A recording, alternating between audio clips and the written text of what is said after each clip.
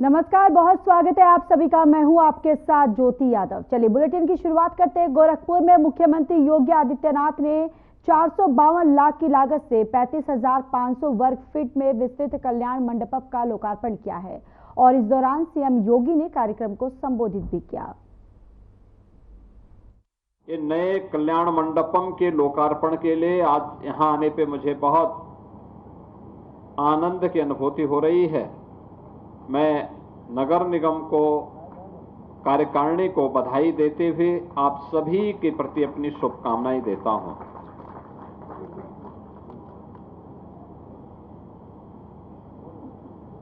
किसी भी सभ्य समाज के लिए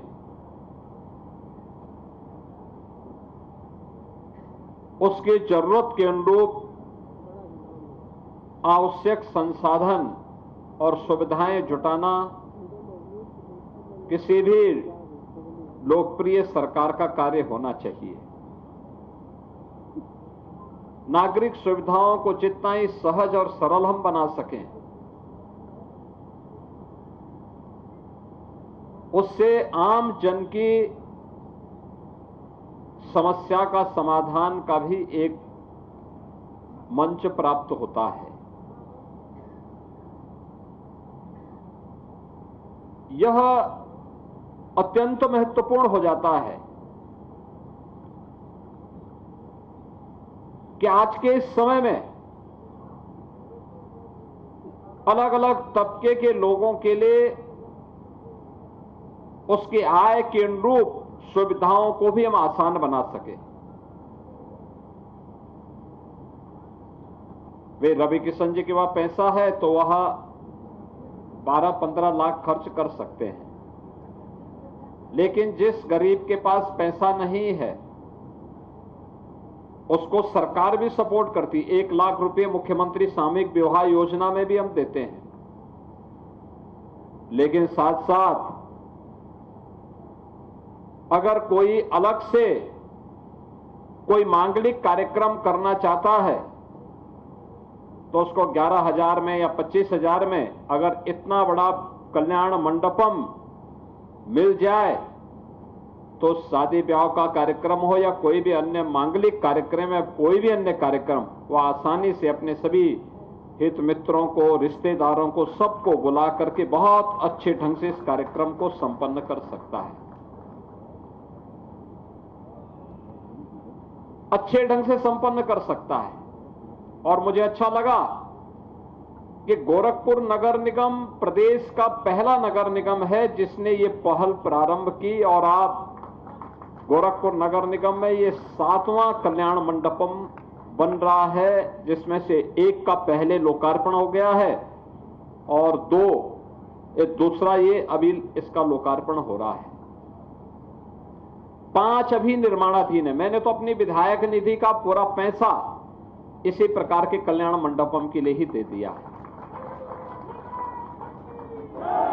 ये महानगर के अंदर अलग अलग स्थानों पर बन रहे हैं। कोई बिछिया में बन रहा है, कोई राप्ती नगर में बन रहा है, कोई अलग अलग जगहों पर उनके निर्माण का कार्यक्रम मानबेला, मोरीपुर, नकहा, राप्ती नगर, बिछिया, ये 5 स्थानों पर यह कार्य हम लोग कर रहे हैं और भी कर रहे हैं, जिससे महानगर के अंदर किसी भी मोहल्ले में गरीब हो या अमीर कोई भी सार्वजनिक कार्यक्रम करना हो उसके लिए आसान हो सके, सुविधा संपन्न हो सके और वह भी उस अपने सार्वजनिक कार्यक्रम को बहुत मनोयोग के साथ, उत्साह और उमंग के माहौल में आयोजित कर सके। इसमें लगभग 250-300 लोगों के लिए बैठने के लिए सभागार है, किचन भी है, ऊपर भी सभागार भी है, 6 अटैच रूम भी हैं जो सभी एसी हैं।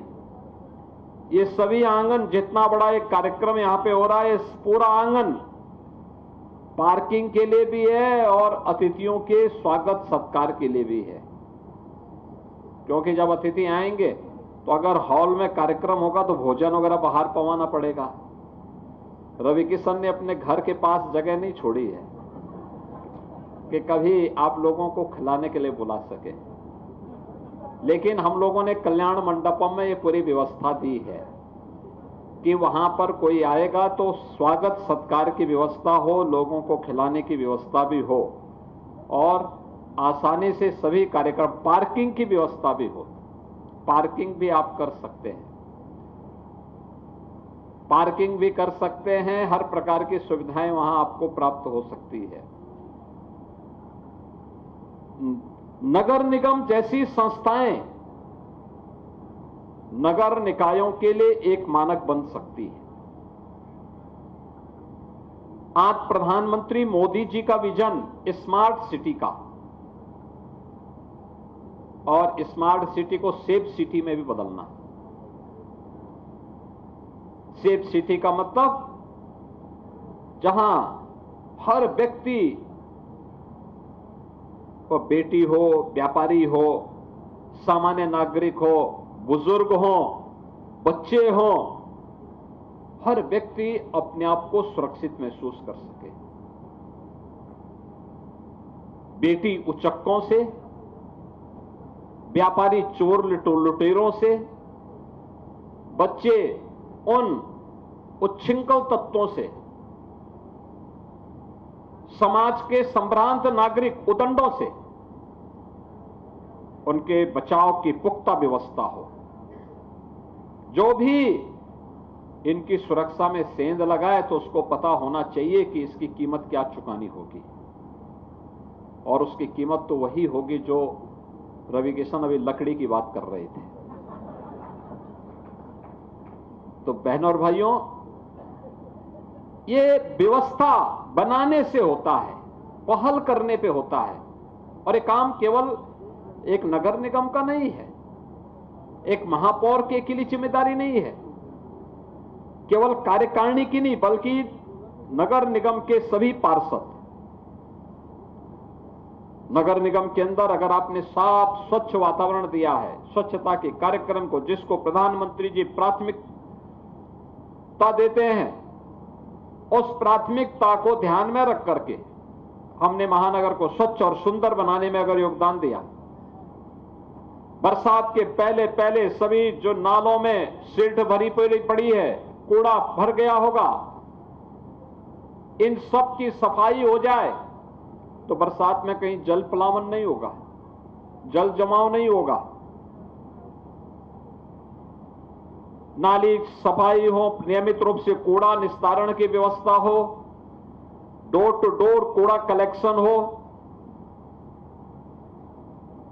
केवल हम ट्रीटमेंट के लिए सरकारी व्यवस्था को नहीं, बल्कि कुछ प्राकृतिक पद्धति को भी नेचुरल प्रोसेस के साथ भी जोड़ करके अगर हम इन कार्यक्रमों को आगे बढ़ा दें तो अपने आप में एक इनोवेशन हो जाएगा, लोगों के लिए एक नई प्रेरणा होगी। जैसे गोरखपुर में नगर निगम ने किया है। गोरखपुर में अब बरसात के दौरान गोरखपुर सिटी दो भागों में बंटती नहीं है, पूरा गोरखपुर महानगर, आज चाहे वह उत्तर हो या दक्षिण, गुड़धवा नाले से उत्तर का सारा पानी जाकर के रामगढ़ ताल में निकल जाता है, रामगढ़ ताल से वो फिर सीधे आगे जाकर के तरकुलानी तक चला जाता है। जल जमाव की समस्या से मुक्ति,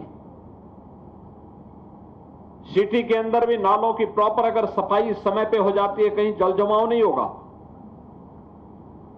लेकिन पार्षदों की जिम्मेदारी बनती है कि स्वच्छता के लिए हर मोहल्ले में हम स्वच्छता समिति का गठन करके लोगों को भी जागरूक करें।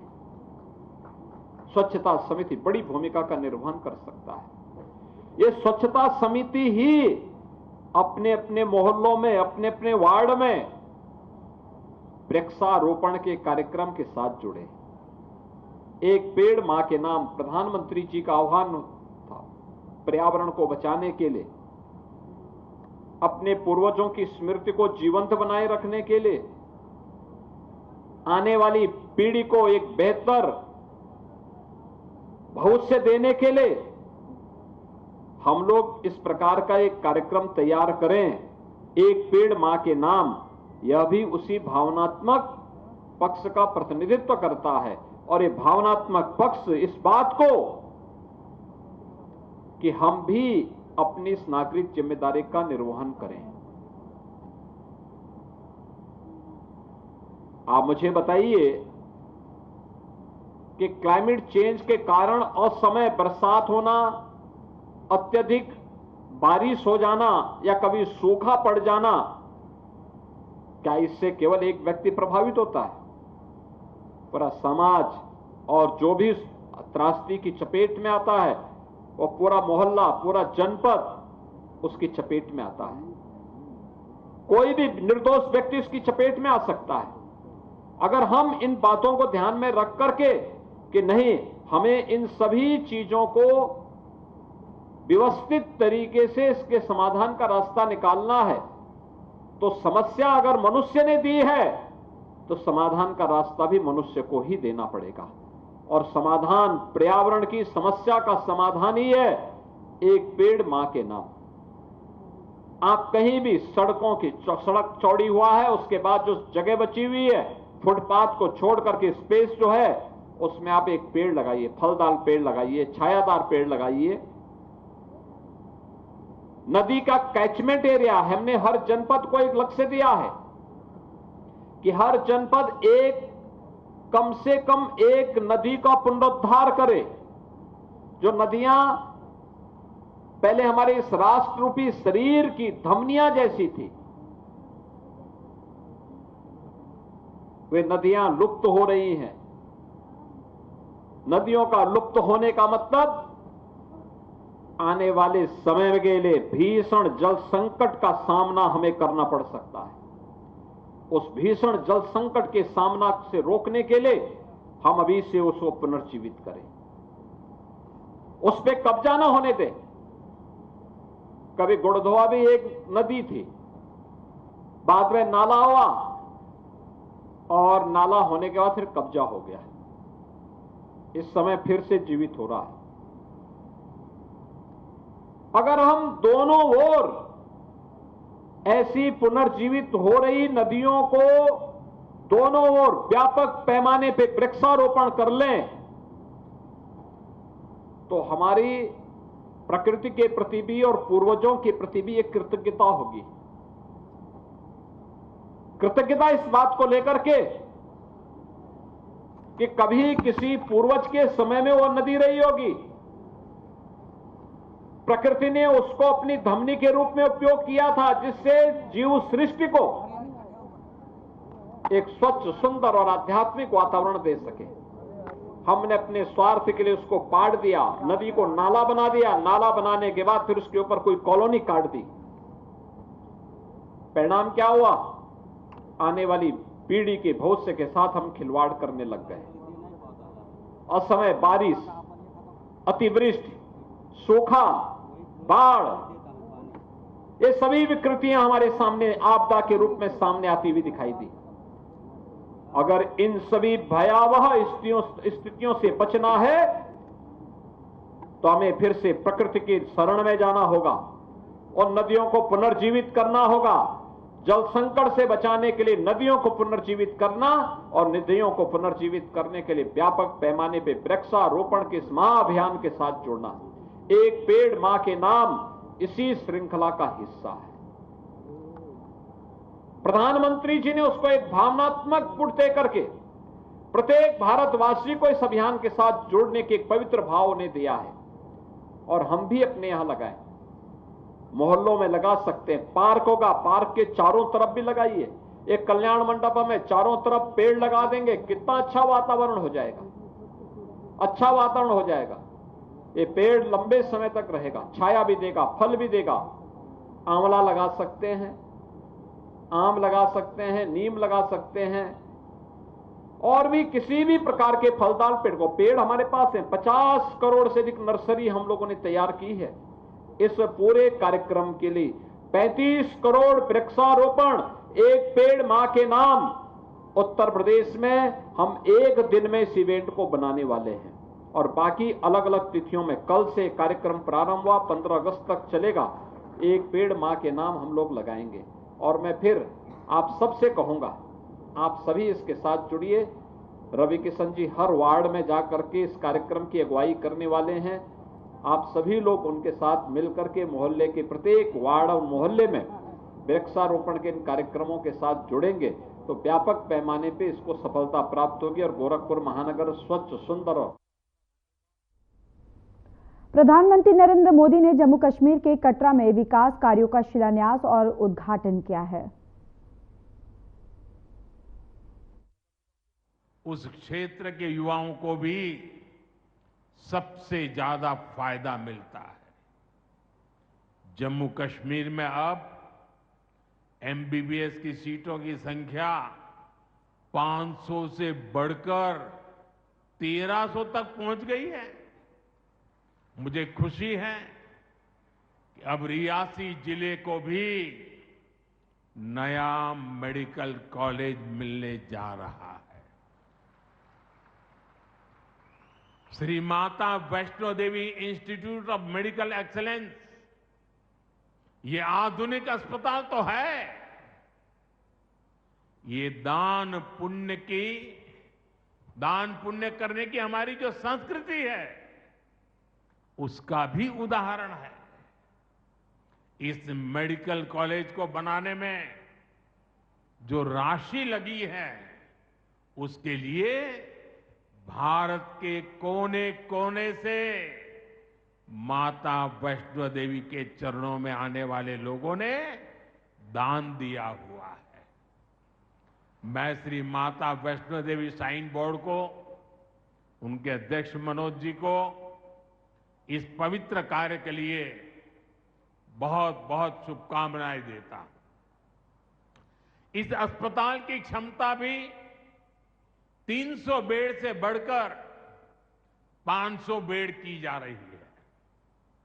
कटरा में माता वैष्णो देवी के दर्शन करने आने वाले लोगों को भी इससे बहुत सहूलियत रहने वाली है। साथियों, केंद्र में भाजपा एनडीए की सरकार को अब 11 साल हो रहे हैं। ये 11 साल गरीब कल्याण के नाम समर्पित रहे हैं। प्रधानमंत्री आवास योजना से 4 करोड़ गरीबों का पक्के घर का सपना पूरा हुआ है। उज्ज्वला योजना से 10 करोड़ रसोइयों, उसमें धुएं का अंत हुआ है। हमारी बहनों को, बेटियों को उनकी सेहत की रक्षा हुई है। आयुष्मान भारत योजना से 50 करोड़ गरीबों को 5 लाख रुपए तक का मुफ्त इलाज मिला है। प्रधानमंत्री गरीब कल्याण अन्न योजना से हर थाली में भरपेट अनाज सुनिश्चित हुआ है। जनधन योजना से पहली बार 50 करोड़ से ज्यादा गरीबों के लिए बैंक का दरवाजा खुला है।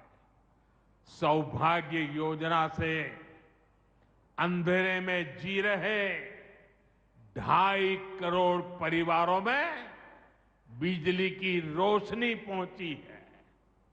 स्वच्छ भारत मिशन के तहत बने 12 करोड़ शौचालयों ने खुले में शौच की मजबूरी से मुक्ति दिलाई है। जल जीवन मिशन से 12 करोड़ नए घरों में नल से जल पहुंचने लगा है। महिलाओं का जीवन आसान हुआ है। पीएम किसान सम्मान निधि से 10 करोड़ छोटे किसानों को सीधी आर्थिक सहायता मिली है।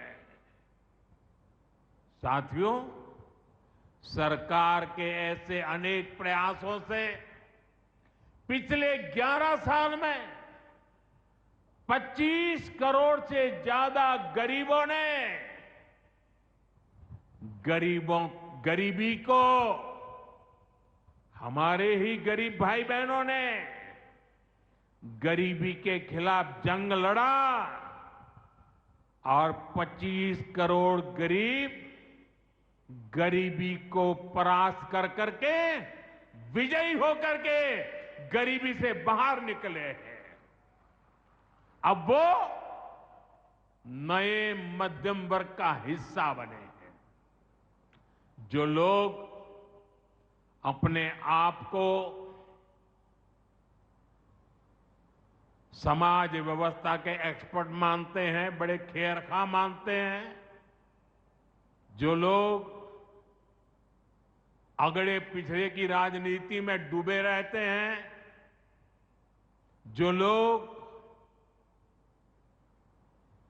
दलितों के नाम पर राजनीतिक रोटियां सेकते रहे हैं,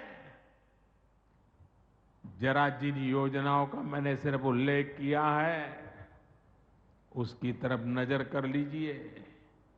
कौन लोग हैं जिनको ये सुविधाएं मिली हैं?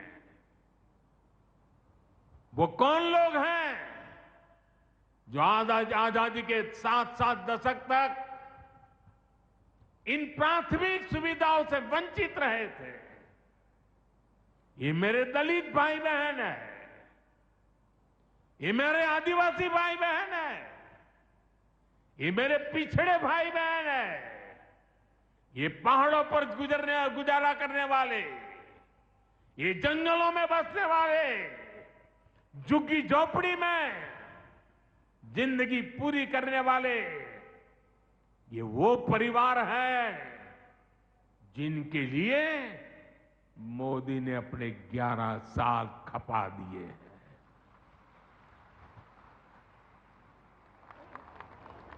केंद्र सरकार का प्रयास है कि गरीबों को, नए मध्यम वर्ग को ज्यादा से ज्यादा ताकत दे।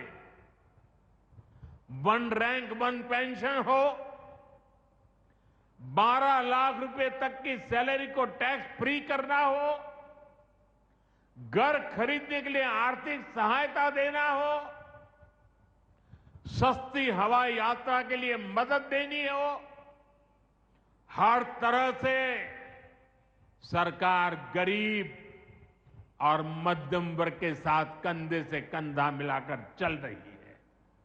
साथियों, गरीबों को गरीबी से मुक्ति पाने के लिए उनका मदद करना, लेकिन ईमानदारी से जीने वाले, देश के लिए समय समय पर टैक्स देने वाले मध्यम वर्ग की ताकत बढ़ाना, इसके लिए भी आजादी में पहली बार इतना काम हुआ है जो हमने करके दिखाया है।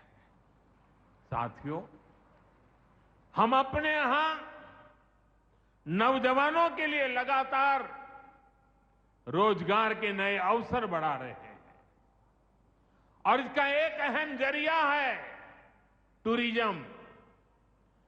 टूरिज्म से रोजगार मिलता है, टूरिज्म लोगों को जोड़ता है।